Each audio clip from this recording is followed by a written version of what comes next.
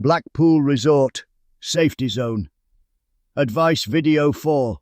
Blackpool Subcultures and Basic Things to be Aware of. Blackpool has probably always been the same.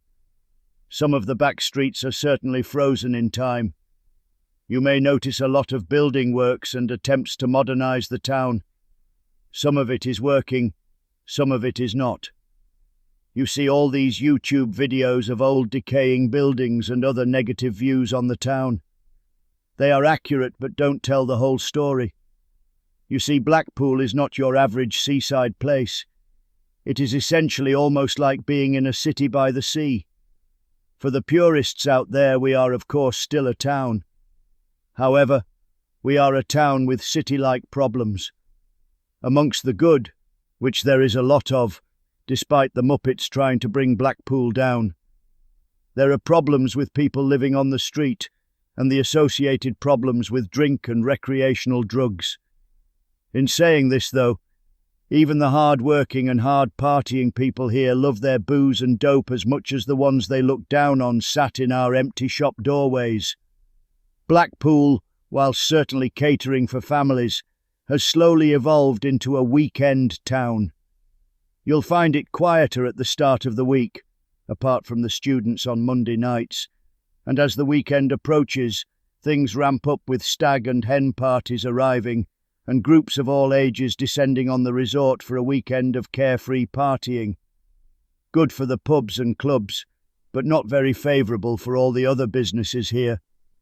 The point here is that if you are prepared to experience a bit of decay and run-downness and look beyond that, you see that there is more to Blackpool than you might have been told.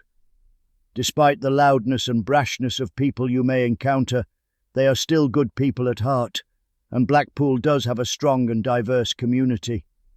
I am going to cover the immigrant issue here, because you may have seen all the drama surrounding the famous Metropole Hotel. Whether you think it's right or wrong, the occupants do actually keep to themselves and rarely interact with locals or holiday makers. In short, they are not a threat to you. So jog on, don't be a muppet, and enjoy what Blackpool does have to offer. There are many events that occur during the summer season, and of course a whole host of winter events that accompany Blackpool illuminations. It really never sleeps, maybe for 2 months in January and February at most. So is Blackpool a culture shock?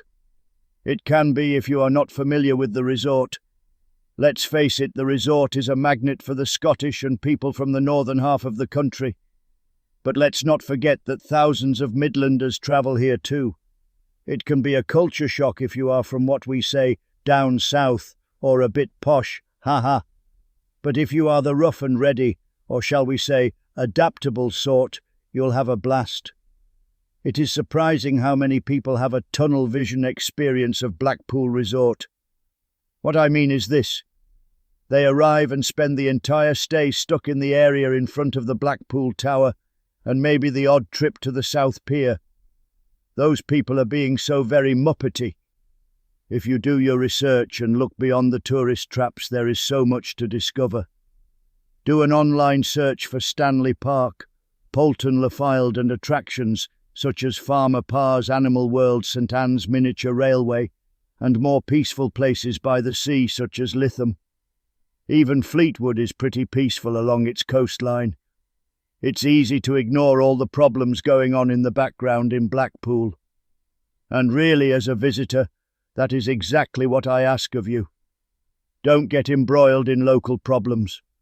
Travel beyond our back streets.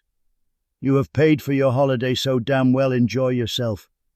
Just don't be a muppet and arrive not knowing where you're going to be during the day or night, otherwise it can be chuffing well overwhelming. Stay safe and look for things to enjoy here at Blackpool Resort.